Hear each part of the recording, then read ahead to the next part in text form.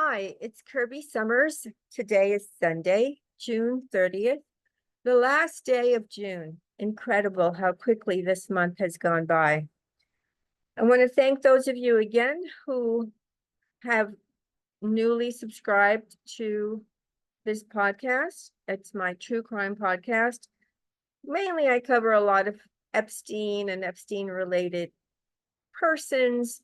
However, I do occasionally do independent kind of like Hollywood connected stuff, music industry connected stuff. And the reason I do that is because they're all intertwined. Okay, they're all intertwined. I recently, and let me just finish by thanking those of you who have stood by me for close to 5 years. And those of you who take the time to like the podcast because it helps. So do me a favor, just smash the like button. So what I want to do is just give you an update of what I've been working on. I think many of you know that I have been deep diving on the now infamous German-born Dr. Henry Jurki.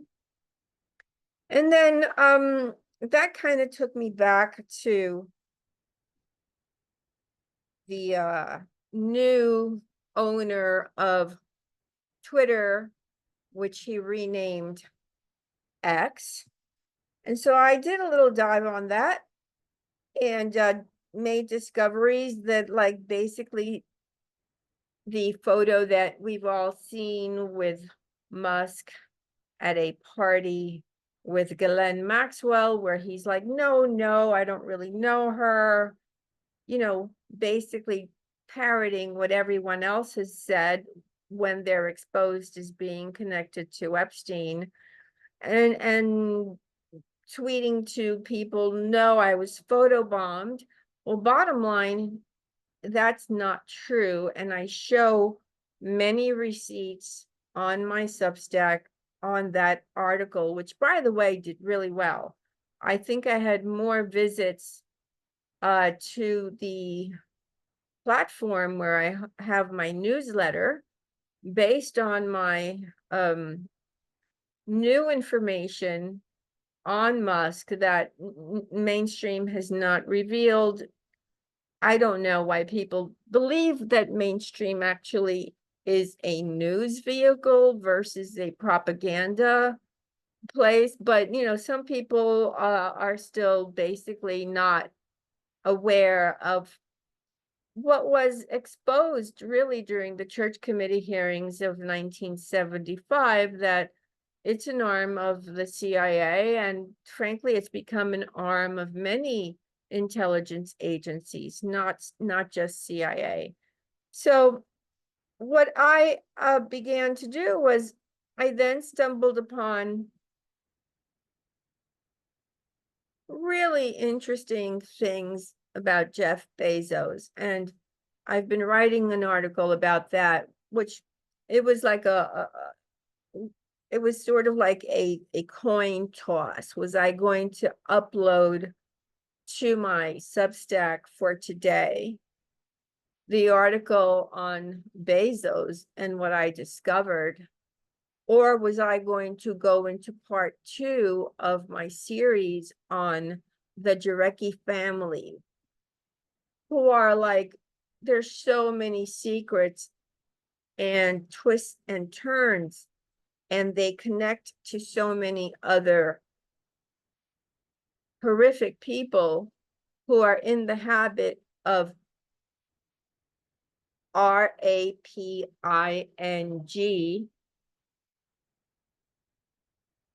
women and children. And like they're all friends. And so what I did was, I'm working on 4 different stories at the same time.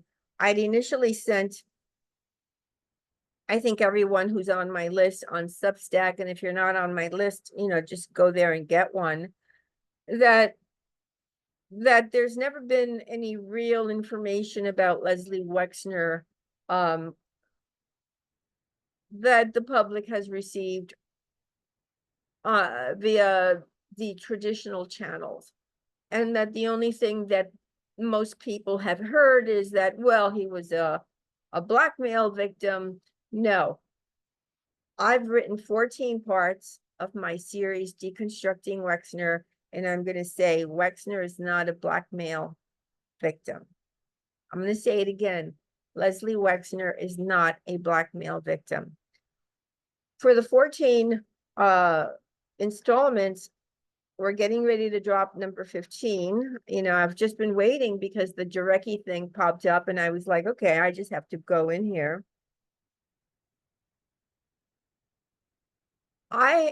Every one of those 14 installments that I've got on my Substack has new information that has never been revealed by anyone. And it's all supported with receipts and my own recollection of information I obtained firsthand during the time that I too was an slave, right? To one of these billionaire elites, very small number of primarily men. Not all of them, by the way, are Zionists. Not all of them are Jewish. You know, people conflate those things. Not all of them are, quote, in Israel. There has been, I notice, a push coming from various places, including in the media, trying to pigeonhole Epstein as being only a Mossad agent. That nothing could be further from the truth. Mossad, yes, they're involved, but so is CIA, so is MI5, MI6, and frankly, a couple of other intelligence agencies. And frankly, I have names of some of the intelligence agents who had initial contact with some of the people in the so-called Jeffrey Epstein story, which even includes information on Robert Maxwell that nobody has ever dropped. Nobody. So what I did with part 1 of unraveling the story within many stories of the Jurki family, that article, whoa, that received most of the comments from paid subscribers. And by the way, the only people that can comment on my articles from now on are people who subscribe to, you know, and become paid subscribers to my Substack. And the reason I had to do that and make that change is because the other side suddenly felt that they can come over and just push back and be nasty. Well, you can just be nasty on your own platform. If you're coming to my platform and you're nasty, I'm going to A, block you. And B, I don't really care because already I know that you're protecting the really evil, disgusting. You know, I can go on and on with how horrific and horrifying this world of and really I have a photo of Jeff Bezos eating a lizard. Like when people talk about lizard people in the beginning, just I'm kind of just going into a detour right now. I was like, oh, that's kind of weird, you know, lizard people.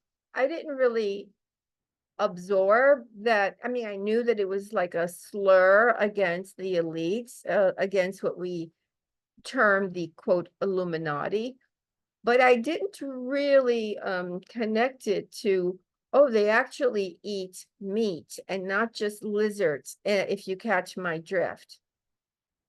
I'm pausing because I want you to catch my drift.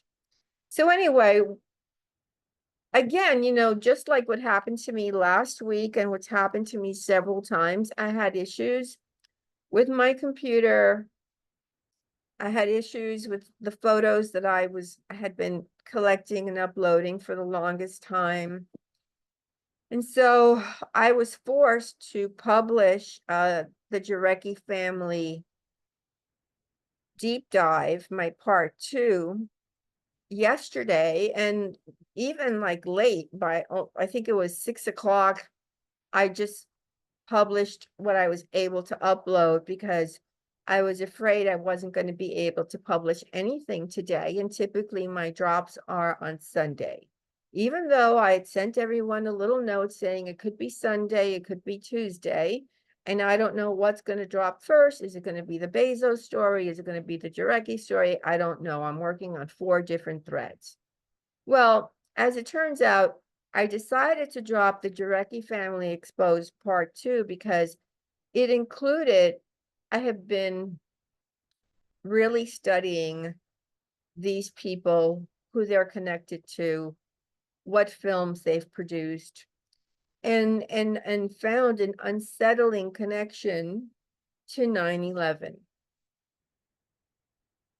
And then, so basically, the way that I phrased the beginning of the article that I dropped yesterday on Substack is from Hollywood to 9/11, and how does Alec Baldwin fit in? For the header, I used a photo of Henry Jurki with Mohammed Atta, who's the person who, and I'm using quotes, who commandeered, basically took over American Airlines Flight 11. But I'm going to, what I'm going to do is I'm going to read to you some of the beginning of that article. Clearly, I'm not going to read the rest of it because I can't on this platform. But you can come on over to Substack where all of my work is. I can't even begin to tell you who's following me there. But, well, I'm just going to leave that blank.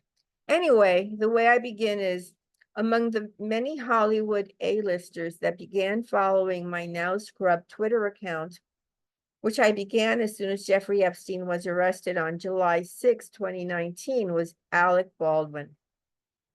And then I show the screen image of his name and 2 numbers that he had in, okay, I'm just going to not say where he had them. I just take a screen image. Now, Baldwin, for the record, has denied, oh, I don't know him. I didn't know anything about him. I don't know why my name is in there. Actually, it turns out he knew him very well. And I have receipts again in this article, many, many receipts. So anyway, I write, I did not know at the time that Baldwin was in Epstein's black book, or that he was connected to a series of prolific R people, the P people, and at least one serial killer. What I knew was that he was an actor. I'd seen at least one of his films. He lived in my neighborhood in New York City, and we had frequented the same restaurants. So I also attended one of the first showings of Sliver. That's a 1993 film starring his brother William Billy Baldwin, which is based on Ira Levin's novel of the same name, which the author completed in 1991. Levin wrote Rosemary's Baby, 1967, The Stepford Wives, 1972, This Perfect Day, 1970, The Boys from Brazil, 1976, and other notable books that were either turned into films or into plays. In Sliver, the residential apartment building in Manhattan, it's secretly equipped with surveillance cameras and microphones. And these are installed in every apartment, in the elevators, in the stairwells, literally everywhere. And, he can even zoom in while someone is in the bathtub. So Billy Baldwin plays the role of the landlord and the psychotic peeping Tom.